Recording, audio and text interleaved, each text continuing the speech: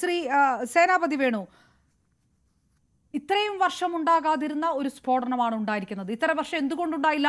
Intelligence ഏജൻസികൾ അത്രയും അതീവ ജാഗ്രതയോടെ നിന്നതുകൊണ്ട് എന്നാണ് ശ്യാംരാജ് പറയുന്നത്. BJP പറയുന്ന വാദം കാശ്മീർ മാറിയിട്ടുണ്ട്, കാശ്മീരിൽ ചെന്ന് നോക്കൂ എന്ന് പറയുമ്പോൾ ചെങ്കോട്ടയിൽ ഇനി ചെന്ന് നോക്കണമെങ്കിൽ മറ്റ് സേഫ്റ്റി ചെക്കിംഗ് നടത്തണോ എന്നുള്ളൊരു ചോദ്യത്തിന് ഉത്തരമുണ്ടാകുന്നില്ല. ഇന്റലിജൻസിന് വീഴ്ചയുണ്ടായിട്ടില്ല എന്നൊരു വാദം ഇനി നിലനിൽക്കില്ല എന്ന് പറയുന്നിടത്ത് പ്രതിപക്ഷത്തിന്റെ മറുപടി.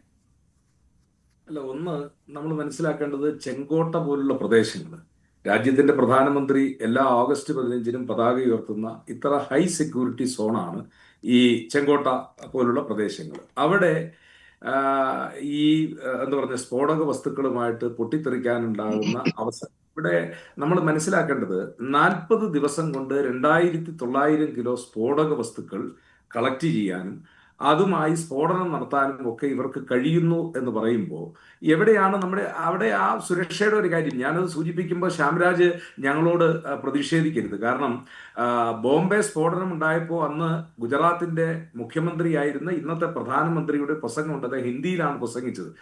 അദ്ദേഹം ചോദിക്കുന്ന ചോദ്യം, സീമാബൽ, സശസ്ത്ര സീമാബൽ, അതായത് അതിർത്തി രക്ഷാ സേനകൾ, ബോർഡർ സെക്യൂരിറ്റി ഫോഴ്സ്, നേവി, സൈന്യം, ഇതെല്ലാം നിങ്ങളുടെ കയ്യിൽ നിൽക്കുന്നു, എന്നിട്ട് എൻ്റെ ഈ വിദേശത്തു നിന്നോ അല്ലെങ്കിൽ മറ്റു ഭാഗത്തു നിന്നോ ഈ ഭീകരന്മാരും ഈ സ്ഫോടക വസ്തുക്കളും ആയുധവും എല്ലാം ഇങ്ങോട്ട് പ്രവഹിക്കുന്നു എന്ന് ചോദിച്ചാൽ ആ ചോദ്യം ഇപ്പോഴും പ്രസക്തമല്ലേ? 2900 കിലോ അമോണിയം നൈട്രേറ്റ് സ്ഫോടക വസ്തു അതെത്താനും അത് നാടിന്റെ വിവിധ ഭാഗങ്ങളിലേക്ക് കൊണ്ടുപോകുന്നതിനുമൊക്കെ ഭീകരർക്ക് അവസരവും സാഹചര്യവും ഉണ്ടാകുന്നു. ഇപ്പൊ ഏറ്റവും അവസാനത്തെ ഒരു ഡെവലപ്മെന്റ് നമ്മൾ മനസ്സിലാക്കേണ്ടത് എന്താ? ഈ ഹരിയാനയിൽ നിന്ന് പിടിക്കപ്പെട്ട സ്ഫോടക വസ്തുക്കൾ അതെവിടെയാ വീണ്ടും പൊട്ടിത്തെറിക്കുന്നത്? അത് കശ്മീരിലെ നൗഗാം എന്ന് പറയുന്ന പോലീസ് സ്റ്റേഷനിലാണ്. എന്നെ അത്ഭുതപ്പെടുത്തുന്ന ഒരു കാര്യം എന്ന് പറഞ്ഞാൽ, ഈ സാധനം ഇത് പരിശോധനയ്ക്ക് പോലീസ് സ്റ്റേഷനിലേക്ക് കൊണ്ടുപോകേണ്ട ആ 50 കൊല്ലം മുമ്പുള്ള നിയമവ്യവസ്ഥയാണോ നമ്മുടെ നാട്ടിൽ നിൽക്കേണ്ടത്? ഇതിനെ ഇമ്മീഡിയറ്റ് ആയിട്ട് എവിടെ വെച്ചാണോ അത് കണ്ടെത്തിയത്, അത് മജിസ്ട്രേറ്റിന്റെ സാന്നിധ്യത്തിൽ അവിടുത്തെ മജിസ്ട്രേറ്റിനെ ഇവിടെ എത്തിക്കാൻ മണിക്കൂറുകൾ കൊണ്ട് കഴിയില്ലേ?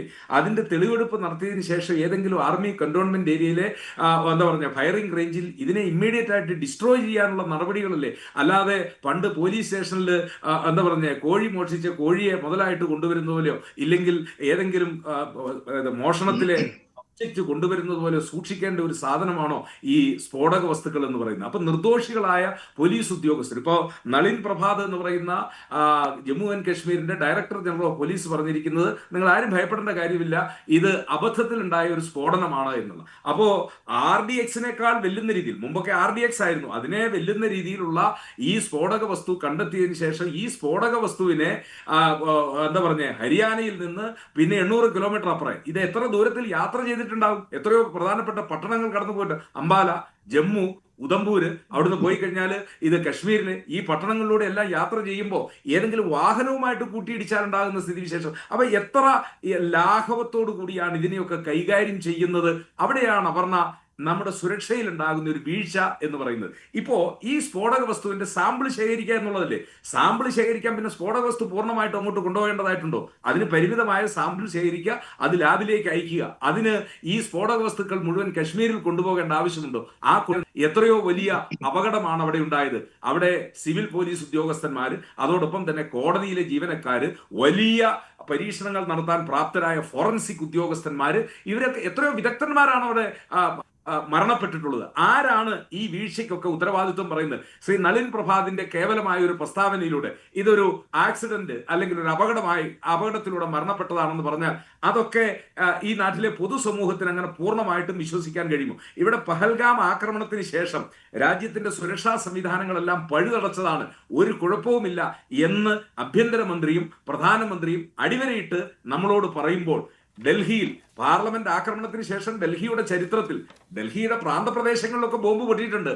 പണ്ട് ട്രാൻസിസ്റ്റർ ബോംബുകളൊക്കെ നമ്മുടെ പഞ്ചാബിലെ ഭീകര സംഘടനകളൊക്കെ വെക്കുന്ന ഒരു കാലഘട്ടം ഉണ്ടായിരുന്നു. പക്ഷേ ഇതുപോലെ തന്ത്രപ്രധാനമായ പ്രദേശങ്ങളിൽ ഇത്രയും വലിയ സ്ഫോടനങ്ങൾ നടക്കുകയും ആ സ്ഫോടനത്തിന്റെ പിന്നിൽ ടൺ കണക്കിന് സ്ഫോടക വസ്തുക്കൾ കളക്ട് ചെയ്ത് ഒരു ട്രാൻസിസ്റ്റർ ബോംബ് വെക്കുന്ന പോലെയാണോ? അല്ലെങ്കിൽ RDX ഏതെങ്കിലും ചോറ്റുപാത്രത്തിൽ വെക്കുന്നത് പോലെയാണോ? ഇത് എത്രയോ ടൺ കണക്കിനുള്ള സ്ഫോടക വസ്തുക്കളാണ് കളക്ട് ചെയ്യാനും കൊണ്ടുവരാനും. ഇതൊക്കെ വിദേശത്ത് നിന്ന് എത്തുന്നു. അപ്പൊ മോഡിയോട് ഞങ്ങൾ ഒരു ചോദ്യം ചോദിക്കുന്നു, സർ, പോലീസ് നിങ്ങളുടെ കയ്യിൽ ഇന്റലിജൻസ് നിങ്ങളുടെ കയ്യിൽ, റിസർച്ച് ആൻഡ് അനാലിസിസ് വിങ് നിങ്ങളുടെ കയ്യിൽ, NIA നിങ്ങളുടെ കയ്യിൽ, ബോർഡർ സെക്യൂരിറ്റി ഫോഴ്സ് നിങ്ങളുടെ കയ്യിൽ, നേവി നിങ്ങളുടെ കയ്യിൽ, എല്ലാ സംവിധാനങ്ങളും നിങ്ങളുടെ കയ്യിൽ നിൽക്കുമ്പോൾ ഇതൊക്കെ ഈ രാജ്യത്തേക്ക് ഇങ്ങനെ പ്രവഹിച്ചു കൊണ്ടിരിക്കുമ്പോൾ ഇതൊക്കെ സ്വാഭാവികമായിട്ടുണ്ടാകുന്നതാണ്.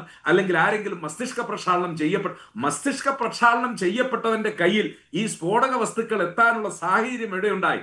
ഇത് ഏതായാലും ശൂന്യാകാശത്ത് സൃഷ്ടിച്ചതല്ലോ. ശ്രീ സേനാപതി വേണു, ആ വാക്കിലേക്ക് താങ്കൾ എത്തി. ഇന്റലിജൻസ് വീഴ്ചയാണോ എന്നുള്ളത് രണ്ടാം ഘട്ടമാണ്. നമ്മുടെ ഈ ചോദ്യത്തിനകത്ത് ആദ്യം വൈറ്റ് കോളർ ജിഹാദാണ്. കശ്മീർ ഫയലുകളൊക്കെ കൈകാര്യം ചെയ്തത് കോൺഗ്രസ് സർക്കാരാണ്. ഈ പാകിസ്ഥാൻ ഭീകരരെ ഭായി എന്ന് വിളിച്ചത് കോൺഗ്രസ് നേതാക്കളാണ്. ഈ വൈറ്റ് കോളർ ജിഹാദിന്റെ ഒരു മോഡ്യൂളിന്റെ പേര് കോൺഗ്രസിന്റെ ഒരു അപ്പീസ്മെന്റ് പൊളിറ്റിക്സിൽ ഉണ്ടായതല്ലേ എന്ന ചോദ്യത്തിന് പാർട്ടിക്ക് ഉത്തരം പറയേണ്ടി വരും.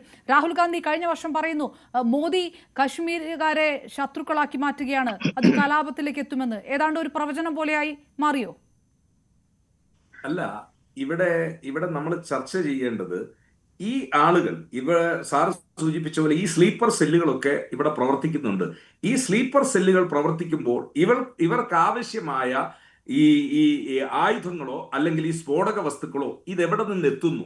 ഇതാരും അറിയാതെ എങ്ങനെ? ഇപ്പൊ മനസ്സിൽ ഒരാൾക്ക് തീവ്രവാദമുണ്ട് എന്നതുകൊണ്ട് ആ തീവ്രവാദിക്ക് ഒരാൾക്ക് തോക്കെടുത്ത് ഒരാളെ വെടിവെക്കണം എന്ന് മനസ്സിലാഗ്രഹം, തോക്ക് കിട്ടാനുള്ള സാഹചര്യം ഉണ്ടാകുമ്പോഴല്ലേ അവൻ വെടിവെക്കാനായിട്ട് പോകുള്ളൂ. അപ്പൊ ഈ വസ്തുക്കളൊക്കെ ഇങ്ങനെ സുലഭമായിട്ട് ലഭിക്കുമ്പോൾ ആ ലഭ്യതയ്ക്ക് കാരണം സുലഭമായിട്ട് ലഭിക്കുന്നത് കൊണ്ട് ഇപ്പോ നമ്മളിവിടെ ഇരിക്കുന്ന ഈ നാട്ടുകാരെല്ലാം പോയി ഇത് ചെയ്യണമെന്നില്ലല്ലോ. അവിടെ ഒരു മോട്ടീവ് ഉണ്ടല്ലോ. ആ മോട്ടീവ് ആര് കൊണ്ടുവന്നു എന്ന ചോദ്യത്തിൽ നിന്ന് കോൺഗ്രസിന് മാറി നിൽക്കാൻ പറ്റില്ല എന്നേ പറഞ്ഞുള്ളൂ. ആ മോട്ടീവിന്റെ ഉത്തരവാദിത്വം കോൺഗ്രസിന്റെ തലയിലേക്ക് എങ്ങനെ ഇടാനായിട്ട് കഴിയും? ആ മോട്ടീവിന്റെ ഉത്തരവാദിത്വം 70 വർഷം ഭരിച്ചത് കോൺഗ്രസ് ആണല്ലോ. സ്വാഭാവികമായിട്ട് 70 വർഷം ഭരിച്ചത് കോൺഗ്രസ് ആണ്. ഈ ഉമർ നബി ഭട്ടിനെ പോലുള്ളവരൊക്കെ അതൊക്കെ ഇങ്ങനെ ഒരു റാഡിക്കലൈസ് ആവാൻ കാരണം കശ്മീരിൽ തൊഴിലില്ലായ്മയുണ്ട്, അവിടെയുള്ള പ്രാദേശിക യുവാക്കളെ അവഗണിക്കുകയാണ് എന്നൊക്കെ കോൺഗ്രസ് നേതാക്കൾ പറയുന്നുണ്ട്. ഞാൻ ചോദിക്കുന്നത് അതിന് കോൺഗ്രസിന് ഉത്തരവാദിത്വം ഉണ്ടല്ലോ. അല്ല, 11 കൊല്ലമായി രാജ്യം ഭരിക്കുന്നത് കോൺഗ്രസ് അല്ലല്ലോ. ഞങ്ങൾ അധികാരത്തിൽ നിന്ന് പുറത്തു നിൽക്കുന്നു. ഞങ്ങളുടെ പോരായ്മയെ ചൂണ്ടിക്കാണിച്ചുകൊണ്ടാണല്ലോ ഞങ്ങൾ ഭരിക്കുമ്പോൾ സുരക്ഷാ വീഴ്ച ഉണ്ടാകുന്നു, ഭീകരന്മാർ കടന്നു വരുന്നു, ആയുധം ഇങ്ങോട്ട് വരുന്നു. ഇതൊക്കെ ആയിരുന്നല്ലോ ഞങ്ങൾക്കെതിരെയുള്ള ആരോപണങ്ങൾ. അപ്പൊ ഞങ്ങൾ തിരിച്ചു ചോദിക്കുന്ന ഒരു ചോദ്യം, 11 കൊല്ലമായി ഇവിടെ എല്ലാ അധികാരങ്ങളോടും കൂടി ഈ കേന്ദ്രങ്ങളെല്ലാം കയ്യിൽ നിൽക്കുമ്പോൾ എന്തുകൊണ്ട് ഇത്തരത്തിലുള്ള വീഴ്ചകൾ നമ്മുടെ നാട്ടിൽ ഉണ്ടാകുന്നു? പഹൽഗാം ആക്രമണം വളരെ അപ്രതീക്ഷിതമായിട്ടുണ്ടായ, അതിനുശേഷം ഇത്രയും അധികം സുരക്ഷയിൽ കശ്മീർ നിൽക്കുമ്പോൾ ഈ ഭീകരർക്ക് ഈ സ്ഫോടക വസ്തുക്കളൊക്കെ ഇങ്ങനെ സുലഭമായി കൊണ്ടു നടക്കാനും ഈ വാഹനങ്ങളൊക്കെ വാങ്ങാനും ഇതിനൊക്കെയുള്ള സാഹചര്യം ഉണ്ടാകുമ്പോൾ അവിടെയാണ് നമ്മൾ വീണ്ടും വീണ്ടും ഈ ചോദ്യം ചോദിക്കുന്നത്. അതിനെക്കുറിച്ച് എന്തുകൊണ്ട് അന്വേഷണ ഏജൻസികൾക്ക് കൃത്യസമയത്ത് അത് കണ്ടെത്താൻ കഴിയുന്നില്ല എന്നുള്ളത്, അതെവിടെയാണ് വീഴ്ച പറ്റിയിരിക്കുന്നത് എന്നുള്ളത്.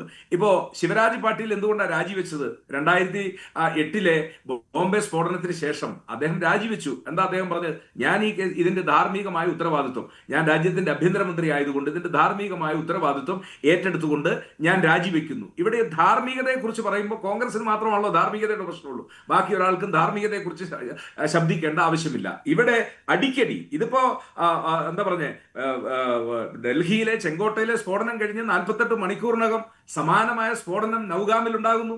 ഇവിടെ 13 പേരാണ് മരിച്ചതെങ്കിൽ അവിടെ കുറച്ചുകൂടി ആളുകളുടെ എണ്ണം കൂടി, പരിക്കേറ്റവർ, അതിഭീകരമായി പരിക്കേറ്റ ആശുപത്രിയിൽ കഴിയുന്നവരുടെ എണ്ണം കൂടുന്നു. അപ്പൊ ഇതൊക്കെ നമ്മളെ ഉത്കണ്ഠപ്പെടുത്തുമ്പോൾ അപർണ, ഈ കാര്യങ്ങളിൽ എവിടെയാണ് സുരക്ഷാ വീഴ്ചകൾ ഉണ്ടായിരിക്കുന്നത് എന്നതിന്റെ സത്യസന്ധമായ ഒരു പരിശോധനയാണ് വേണ്ടത്. അതല്ലാതെ ആ 70 കൊല്ലം കോൺഗ്രസ് ഭരിച്ചുകൊണ്ടാണ് ഇതുണ്ടായത്, ഇല്ലെങ്കിൽ കോൺഗ്രസ് ആണല്ലോ ഇതിന്റെ കാരണക്കാര് എന്നുള്ള നറേറ്റീവിലേക്ക് പോകുന്നത് അടിസ്ഥാന പ്രശ്നത്തിൽ നിന്നുള്ള വ്യതിചലിക്കലാണ്. എന്തുകൊണ്ട് ഈ റാഡിക്കലായിട്ടുള്ള ഇത്തരത്തിലുള്ള തീവ്രവാദ സംഘടനകൾ എഡ്യൂക്കേറ്റഡ് ആയ ആളുകളിലേക്ക്, പണ്ട് വിദ്യാഭ്യാസമില്ലാത്ത ആളുകളൊക്കെ അരയിൽ ബോംബും കെട്ടി മനുഷ്യ ബോംബാകാനായിട്ട് പോകുന്നു.